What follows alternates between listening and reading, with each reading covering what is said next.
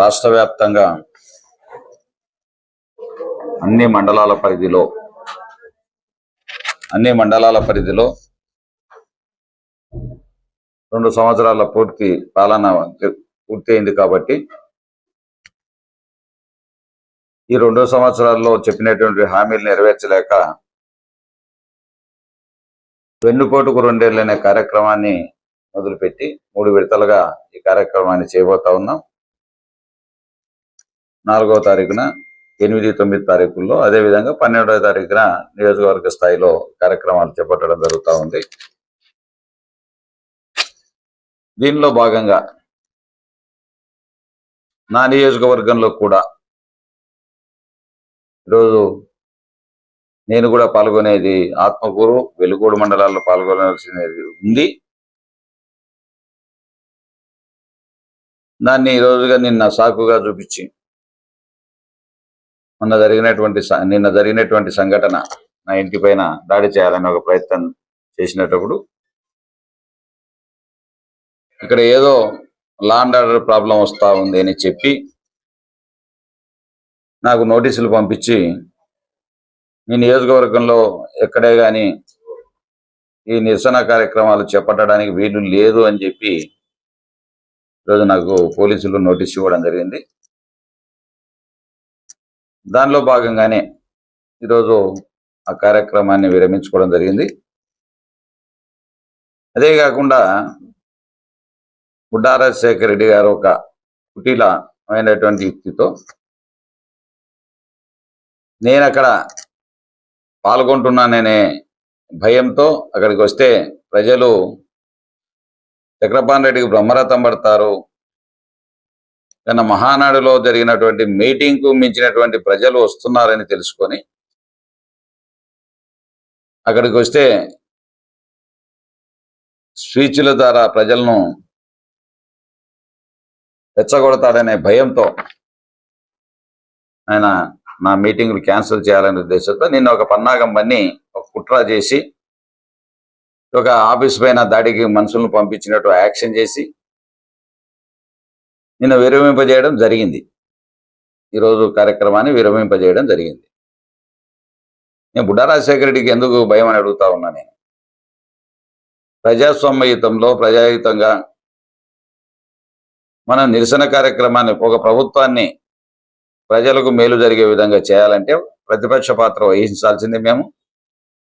ఆ ప్రతిపక్ష పాత్రలో వాళ్ళకు ఉన్నటువంటి తప్పులను ఎత్తి చూపుతూ ప్రజలకు తెలియజేయాల్సిన అవసరం మా పైన ఉంది. కాబట్టి ఈ 2 ఏళ్ళు పూర్తయింది, ఈ 2 ఏళ్ళు వెన్నుపోటుకు 2 ఏళ్ళు అనే దాని క్యాప్షన్తో ముందు పోతా ఉన్నాం. మా జగన్మోహన్ రెడ్డి గారి ఆదేశాల మేరకు రాష్ట్ర వ్యాప్తంగా ఈ కార్యక్రమాలు ఈరోజు జరుగుతూ ఉన్నాయి. ఈ యొక్క మన మహానాడు కూడా ఎక్కడ చూసినా వాళ్ళ కార్యక్రమాలు ఫెయిల్ అయ్యి నవ్వుతో నభవిష్యత్ అనే విధంగా డబ్బాలు కొట్టుకుంటా ఉన్నారు. వాళ్ళకు కూడా ఎక్కడ చూడలే కొత్త రకమైనటువంటి ఆలోచనలు ఎవరికైనా వస్తాయి అంటే అది తెలుగుదేశం వాళ్ళకి వస్తాయి. ఆ కార్యక్రమాలు చేస్తున్నప్పుడు ఒక పార్టీ ఒక కండిషన్ పెట్టిందంట, మీరు ఎంతమంది హాజరైనారు వాళ్ళ యొక్క సభ్యత్వ కార్డును నమోదు చేయండి. ఎంతమంది హాజరైనారంటే వీళ్ళు అందరి దగ్గర కార్డులు ఎత్తుకపోయి ఇంతమంది హాజరైనట్టుగా ఆ కార్డులను అలా చూపించి ఆ కార్డులను దాంట్లో పొందుపరిచి ఇంతమంది ఆడ 200 మంది హాజరైతే 2000 మంది కార్డులు తీసుకొచ్చి 2000 మంది హాజరైనట్టుగా మాది సూపర్ సక్సెస్ అంటున్నారు. మాది సూపర్ సక్సెస్ ఏంది అంటున్నారు. ఈరోజు ఈ కార్యక్రమాలు అంటే ఇలా ఆలోచన ధోరణి ఏ విధంగా ఉందో ఒక్కసారి ఆలోచించుకోవాలి. 2 సంవత్సరాల కాలంలో ప్రజలకు మోసపోయింది, ప్రజలకు గవర్నమెంట్ పైన పెట్టుకున్నటువంటి నమ్మకం పోయింది. చంద్రబాబు నాయుడు పైన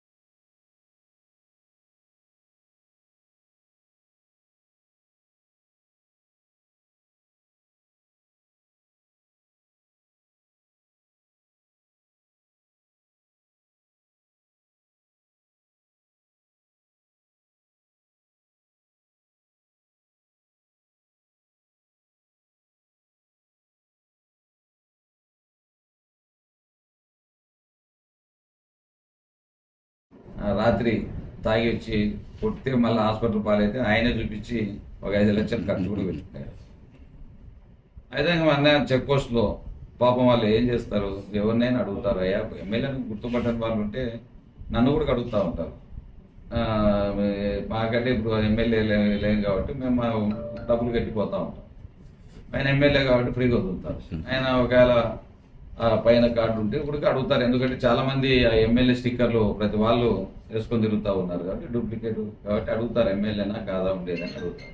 ఆ ప్రశ్నించేందుకు వాళ్ళని తీసుకుపోయి ఊరి దగ్గర కొట్టి హింసించడం, వయసులో 6 వయసులను కూడా మనం వాళ్ళు ఏదో నాకు మద్దతు తెలిపినారనే ఉద్దేశంతో, భయం పెట్టుకోవాలనే ఉద్దేశంతో 6 వయసులో ఏం చేస్తారు పాపం. ఎవరినైనా ఏదైనా మద్దతు ఎవరికి నచ్చిన వాళ్ళకు మద్దతు ఇస్తారేమో తప్ప ఎవరిని దుర్మార్గంగా మాట్లాడిన సందర్భాలు మనం చూడాలి. కాబట్టి ఇలాంటివన్నీ జరుగుతూ ఉన్నాయి. ఇలాంటివన్నీ అవే చేయడమే కాకుండా మన ఫస్ట్ ఎమ్మెల్యేగా మేలుడైనాడు బుడ్డా రాజశేఖర రెడ్డి గారు. ఎమ్మెల్యేగా పనికిరానిగా తయారయ్యి ఈరోజు ప్రజల మీద ఎవరు పోయినా కోపడుతూ, ఎవరిని ఇష్టారాజ్యంగా బూతులు తిడుతూ, ఆళ్ళని పిల్లలను తిడుతూ, నా లంజ కొడుకులు లబ్బ కొడుకులు ఇష్టం వచ్చిన భాషను నోటికి తెస్తే ఎంత పెద్ద మాట ఇస్తే అంత పెద్ద మాట మాట్లాడుతూ, వానికి పుట్టే నా కొడుకులు ఈయనకి పుట్టే ఈ రకంగా భాషను తమ పార్టీ వాళ్ళని కూడా తిడుతూ ఈ మధ్యకాలంలో బాగా ఈ కార్యక్రమాన్ని మొదలుపెట్టాడు, భయాందోళన చేసుకొని. ఎందుకంటే రాబోయే త్వరలో లోకల్ బాడీ ఎలక్షన్లు వస్తూ ఉన్నాయి. ఏ విధంగా అయినా సరే వీళ్ళను భయోత్పాతానికి గురి చేస్తే రేపు పోటీ చేయరని రాజశేఖర రెడ్డి ఒకటే చెప్తా ఉన్నా, పోలీసును పక్క పెట్టు, మన ఇద్దరం తల్లాడుతుంది. నువ్వు గెలిస్తే నీ కాళ్ళ కింద దూరుతా, నేను నువ్వు గెలిస్తే నువ్వు కాళ్ళ కింద దూరిపోతా, లేకపోతే నువ్వేం చేస్తావు నీకే వదిలిపెడతా ఉన్నా, నీ విజ్ఞతగా వదిలేస్తా ఉన్నాను. నువ్వు ఓడిపోతే ఇది ఛాలెంజ్, నువ్వు కావాల్సిన మీ పర్మిషన్ తెచ్చుకోని యొక్క చంద్రబాబు నాయుడు దగ్గర. నేను లేకపోతే రాజీనామా చేస్తా, అది నీ ఇష్టం, చేస్తావా చేయవనేది. ఎట్లా ఇంతకుముందు కూడా చేస్తా నువ్వు చేసి శిల్ప నేను చేస్తా ఎంత మొగ్గు అని చెప్పి నేనేమో రాజీనామా చేసి నువ్వేమో ఇంటికాడ అనుకొని మత్తు మందు తాగి ప్రసంగా ఎంజాయ్ చేస్తుంది. ఆ విధంగా నీ మాటకు దేనికి కట్టుబాటు ఉండవు. మాటలు వద్దు, మాటలేమో కోటలు దాటేటట్టుగా మాట్లాడతావు, కాలేమో గడప దాటదు. కోటలు దాటుతాయి, మాటలేమో ఆకాశానికి పోయబ్బా ఇడెంత మొగోడో బాగా ఆఖరి చూసే ఇంట్లో నుంచి కాలు కూడా బయట పెట్టావు. ఆ విధంగా నీ ప్రగల్భాలతో, ఉత్తర కుమారుని ప్రగల్భాలతో ఈరోజు నెట్టుకొస్తా ఉన్నావు. అది అయిపోయింది, తొందరగాలోనే బుద్ధి చెప్పే రోజులు వస్తూ ఉన్నాయి.